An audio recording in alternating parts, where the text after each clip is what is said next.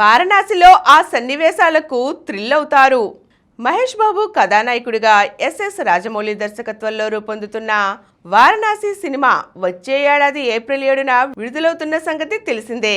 ప్రేక్షకుల ముందుకు రావడానికి ఇంకా 14 నెలల సమయం ఉన్నప్పటికీ ఈ చిత్రంపై ప్రపంచవ్యాప్తంగా ఉన్న అంచనాలను పెంచడానికి ఇప్పటి నుంచే ప్రచార పర్వాన్ని ప్రారంభించారు. కేవలం ప్రచారం కోసమే దాదాపు 100 కోట్ల దాకా ఖర్చు చేయనున్నట్లు సమాచారం. తాజాగా హాలీవుడ్ మీడియాకు వారణాసి గురించి చిత్ర బృందం విడివిడిగా చెప్పిన విశేషాలివి.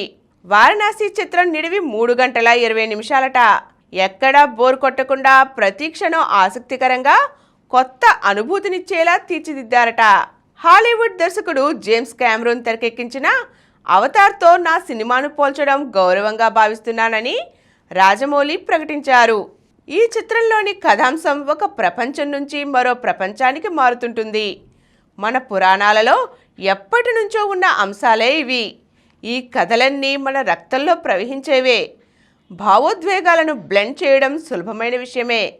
కానీ ఇలాంటి పురాణ అంశాలను డీల్ చేసేటప్పుడు ప్రేక్షకులు నాపై పెట్టుకున్న అంచనాలను అందుకోవడమే కష్టమైన పని.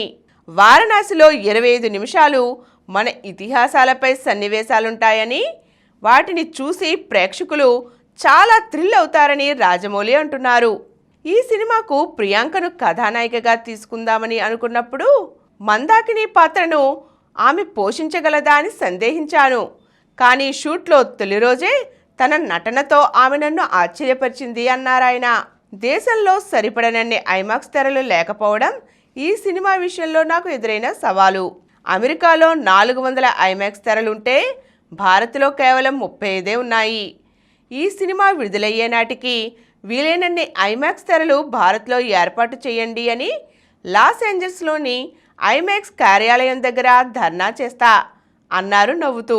వారణాసి చిత్రం 2 భాగాలు కాదని, అందరితో చర్చించి దాన్ని ఒకే భాగంగా విడుదల చేస్తున్నామని దర్శకుడు రాజమౌళి తెలియజేశారు.